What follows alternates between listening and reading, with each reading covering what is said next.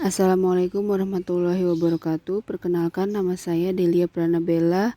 Saya akan mempresentasikan proposal saya yang berjudul Analisis Perbandingan Efektivitas Pemrosesan Data Perpajakan dan Pengaruh Terhadap Kepatuhan Wajib Pajak sebelum dan sesudah penerapan Sistem Elektronik SPT. Bab 1. Pendahuluan. Latar belakang. Indonesia yang merupakan negara berkembang membutuhkan sebuah pembangunan guna menjadi negara yang lebih maju. Menurut Buhari tahun 2001, halaman 134 menyatakan bahwa pembangunan hanya dapat terlaksana dengan ditunjang keuangan yang cukup tersedia pada kas negara. Untuk itu, pajak merupakan sumber penerimaan terbesar dalam keuangan negara. Pajak memegang peranan dalam keuangan negara lewat tabungan pemerintah untuk disalurkan ke sektor pembangunan. Menurut Sumetro tahun 2011 halaman 2 mengemukakan definisi pajak sebagai peralihan kekayaan dari pihak rakyat kepada kas negara untuk membiayai pengeluaran rutin dan surplusnya digunakan untuk public saving yang merupakan sumber utama untuk membiayai public investment. Pajak juga dapat diartikan iuran wajib yang bersifat memaksa masyarakat melalui proses peralihan kekayaan kepada pemerintah untuk membiayai pengeluaran rutin negara dengan imbalan secara tidak langsung. Perpajakan di Indonesia berjalan dengan dinamis melalui perubahan seperti organisasi, sistem, sarana, dan prasarana kerja, peraturan maupun aparat yang mengelola pajak, yang telah memberikan kontribusi pada penerimaan negara. Dengan adanya reformasi perpajakan diharapkan dapat menjangkau seluruh lapisan masyarakat dengan tarif pajak progresif. Namun, tingkat kesadaran membayar pajak masyarakat Indonesia terbilang cukup rendah karena masih banyak orang yang tidak membayarkan kewajiban pajaknya. Menurut Herawan dan Waluyo tahun 2014. Salah satu bentuk modernisasi perpajakan dalam hal penggunaan teknologi informasi dalam administrasi perpajakan adalah penerapan media elektronik e-system.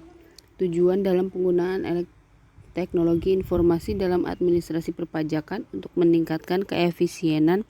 Salah satu jenis e-system adalah e-filing.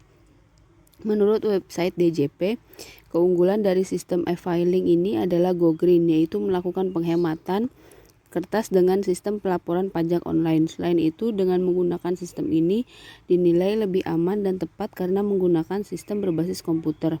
E-filing digunakan untuk mempermudah wajib pajak dalam melaksanakan kewajiban pelaporan pajak terhutang.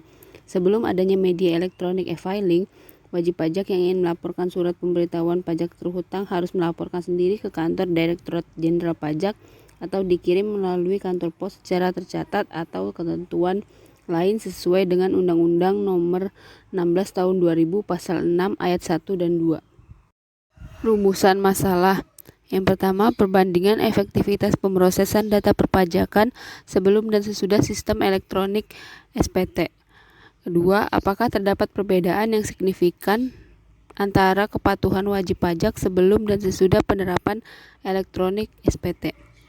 Tujuan penelitian. Yang pertama, untuk mengetahui efektivitas sistem pemrosesan data perpajakan sebelum dan sesudah sistem elektronik SPT. Kedua, untuk mengetahui pengaruh sistem elektronik SPT terhadap kepatuhan wajib pajak. Ketiga, untuk mengetahui pengaruh kepraktisan elektronik SPT terhadap efisiensi pemrosesan data perpajakan. Terakhir, untuk mengetahui pengaruh kemudahan pelaporan elektronik SPT berpengaruh terhadap efisiensi pemrosesan data perpajakan.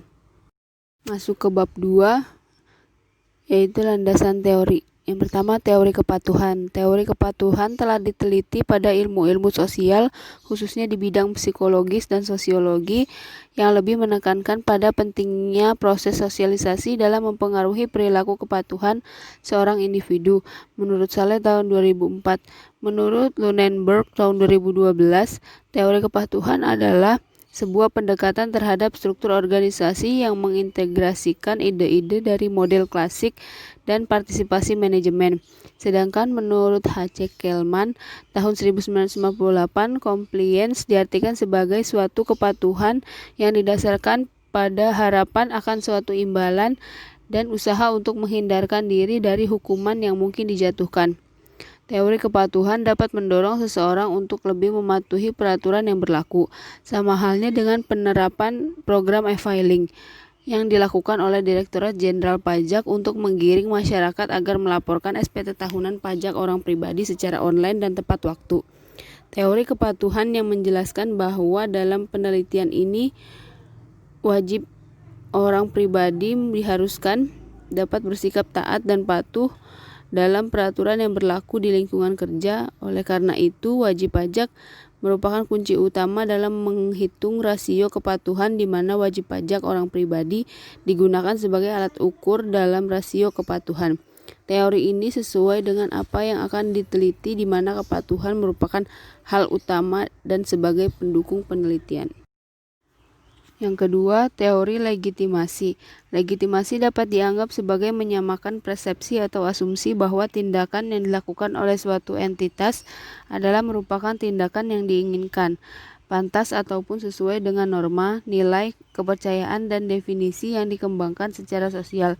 Menurut Suchman tahun 1995, O'Donovan tahun 2000 berpendapat bahwa legitimasi dapat dilihat sebagai sesuatu yang diberikan masyarakat kepada perusahaan dan sesuatu yang diinginkan atau dicari perusahaan dari masyarakat.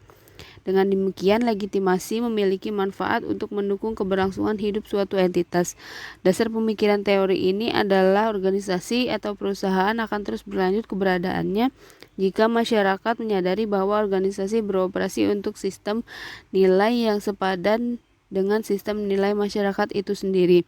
Teori legitimasi menganjurkan entitas untuk meyakinkan bahwa aktivitas dan kinerjanya dapat diterima oleh masyarakat.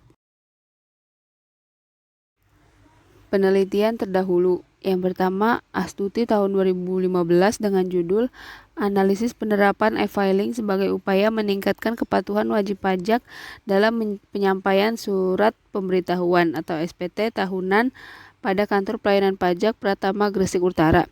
Kedua, Vesa tahun 2019 dengan judul Analisis Perbandingan Kepatuhan Wajib Pajak sebelum dan sesudah penerapan program e-filing dalam melaporkan SPT tahunan orang pribadi.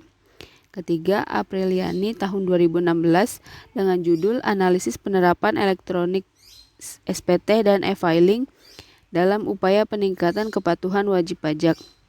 Yang keempat, Husnah tahun 2018 dengan judul Analisis Sistem Elektronik SPT pada Kantor Pelayanan Pajak atau KPP Pratama Tuban. Hipotesis.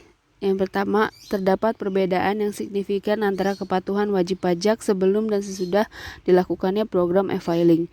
Kedua, kepraktisan elektronik SPT berpengaruh terhadap efisiensi pemrosesan data perpajakan. Ketiga, kemudahan pelaporan elektronik SPT berpengaruh terhadap efisiensi pemrosesan data perpajakan.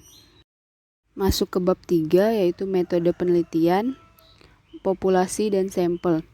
Populasi adalah wilayah generalisasi yang terdiri atas objek atau subjek yang mempunyai kualitas dan karakteristik tertentu yang ditetapkan oleh peneliti untuk dipelajari dan kemudian ditarik kesimpulannya. Menurut Sugiono tahun 2013, adapun populasi pada penelitian ini merupakan wajib pajak yang terdaftar di Kantor Pelayanan Pajak Bekasi Utara. Sampel. Menurut Sugiono tahun 2013, sampel adalah bagian dari jumlah dan karakteristik yang dimiliki oleh populasi tersebut. Sampel dalam penelitian ini merupakan Kantor Pelayanan Pajak Bekasi Utara. Adapun penentuan metode yang digunakan adalah sampling jenuh, di mana metode ini merupakan teknik penentuan sampel bila semua anggota populasi digunakan sebagai sampel. Hal ini sering dilakukan bila jumlah populasi relatif kecil, kurang dari 30 orang, atau penelitian yang ingin membuat generalisasi kesalahan yang sangat kecil. Selanjutnya, teknik pengumpulan data. Yang pertama, studi lapangan, yaitu observasi atau pengamatan. Menurut Indiarto tahun 2002 menjelaskan observasi adalah penelitian mengumpulkan bukti, catatan, atau laporan historis yang telah tersusun dalam arsip atau data dokumen yang dipublikasikan dan yang tidak dipublikasikan. Selanjutnya, interview atau wawancara. Wawancara dilakukan untuk mendapatkan informasi yang berhubungan dengan judul skripsi dan untuk mendapatkan gambaran yang lebih lengkap. maka penulis perlu melakukan wawancara kepada pihak yang mewakili berbagai tingkatan dalam objek yang diteliti. Selanjutnya ada studi kepustakaan. Penelitian kepustakaan dilakukan dengan cara mengumpulkan, membaca, dan memahami buku, literatur, catatan perkuliahan, artikel, data dari internet, ketentuan dalam undang-undang perpajakan yang relevan dengan permasalahan. Selanjutnya, statistik deskriptif.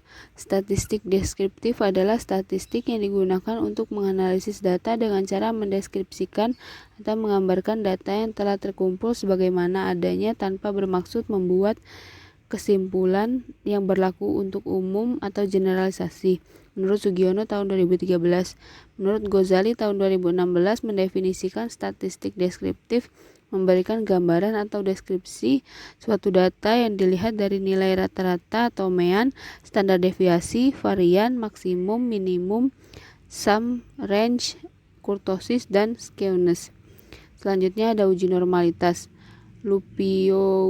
Lupioadi dan Ihsan tahun 2015 menjelaskan uji normalitas data merupakan uji distribusi data yang akan dianalisis. Apakah penyebarannya normal atau tidak, sehingga dapat digunakan dalam analisis parametrik. Apabila data tidak berdistribusi normal, maka kita tidak dapat menggunakan analisis parametrik, melainkan menggunakan analisis non-parametrik. Untuk mendeteksi normalitas data dapat dilakukan dengan metode Shapiro-Wilk test. Pengujian ini bertujuan untuk mengetahui apakah sampel yang digunakan dalam penelitian ini berdistribusi normal atau tidak. Sampel berdistribusi normal apabila asymptotic sign lebih dari tingkat keyakinan yang digunakan dalam pengujian. Dalam hal ini adalah 95% atau sama dengan 5%. Sebaliknya, dikatakan tidak normal apabila asymptotic sign kurang dari tingkat keyakinan. Yang terakhir ada uji beda, yaitu pengujian ini ditentukan dari hasil uji normalitas yang dilakukan dan sampel penelitian yang digunakan. Sampel yang digunakan dalam uji beda adalah saling berhubungan, dan jika hasil uji normalitas menunjukkan sampel berdistribusi normal, maka uji beda yang digunakan dalam penelitian ini adalah uji parametrik. Tetapi jika sampel tidak berdistribusi normal, maka uji beda yang akan dilakukan dalam penelitian ini adalah uji non-parametrik. Hasil uji pada sampel dikatakan signifikan jika nilai asymptotic sign lebih kecil dari tingkat keyakinan yang digunakan dalam penelitian ini, yaitu 5% atau 0,05. Sebaliknya, dikatakan tidak signifikan ketika nilai asymptotic sign lebih besar dari tingkat keyakinan. Sekian presentasi proposal saya, kurang lebihnya mohon maaf. Wassalamualaikum warahmatullahi wabarakatuh.